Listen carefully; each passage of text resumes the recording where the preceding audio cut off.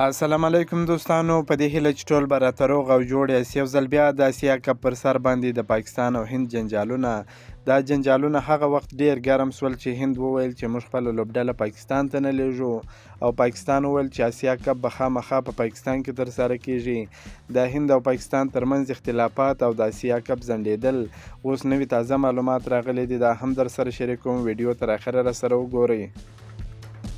پاکستان پر خپل دریځ کلک ولاړ دی، نه غواړي چې اسیا جام بل هیواد ته انتقال سي، چې له همدې امله د هند کرکټ بورډ هم تازه خبر ورکړی دی چې د 5 لوبډلو ترمنځ به یو ټورنمنټ جوړ کړي. د دغه ټورنمنټ نوم ښایي اسیا کپ ونه اوسي.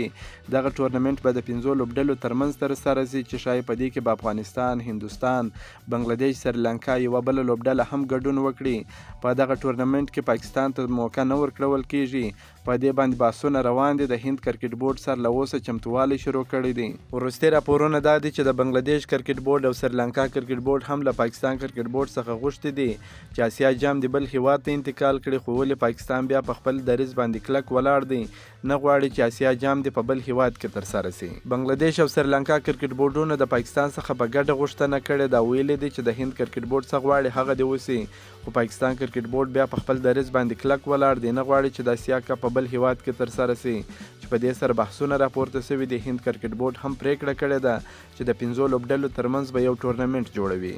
په عین وخت کې د اسیایي کرکټ شورا مشر جی شاه چې له اصله هندی دی ویلي دي د نورو کرکټ بورډونو نظرونو ته په تمه وي چې هغوی څه نظر لري، د هغه وروسته به بیا پریکړه کوو. خو داسې معلومیږي چې سریلانکا او بنګلادیش هم د هند په طرف ولاړ دي. دوی د پاکستان څخه غوښتنه کړې ده چې دا لوبې د انتقال کړي په بل هیواد کې دې ترسره سي. سریلانکا د پاکستان څخه دا غوښتنه هم کړې ده چې دا لوبې دې په سریلانکا کې ترسره سي. د دې څخه داسې ښکاري چې سریلانکا او بنګلادیش د هند پر خوا دي، ښایي افغانستان هم د هند پر خوا سي. سریلانکا دا هم ویلي دي چې د دې کپ ترسره کولو لپاره چمتووالی هم لري. تیر ځل هم د اسیا کپ په سریلانکا کې ترسره کېدی، خو د اقتصادي حالت او سیاسي مشکلاتو له امله دا کپ په متحده عربي اماراتو کې ترسره سو. د دغه ټورنمنټ 5مه لوبډله به د کوالیفای روند څخه راوځي چې د اسیا جام لپاره اوس هم د کوالیفای لوبې په نیپال کې روانې دي. نن هم د متحده عربي اماراتو او نیپال ترمنځ لوبه روانه وه. ډیر چانس د نیپال سته. نیپال ډیره قوي لوبډله ده په خپل کوربتوب سره.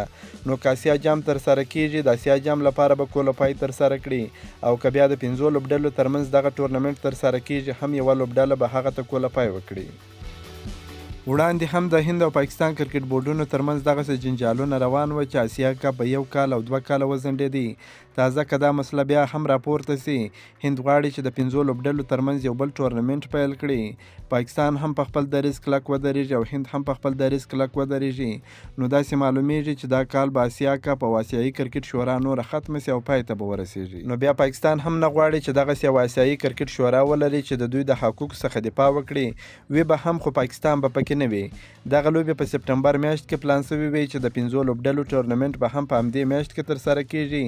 که پاکستان په دغه ټورنمنټ کې ګډون ونه کړي، نو پاکستان به ډیر زیات تاوان وکړي، ځکه پاکستاني لوبډله به بیا نړیوال جام ته هغسې چمتووالی ونه نیسي.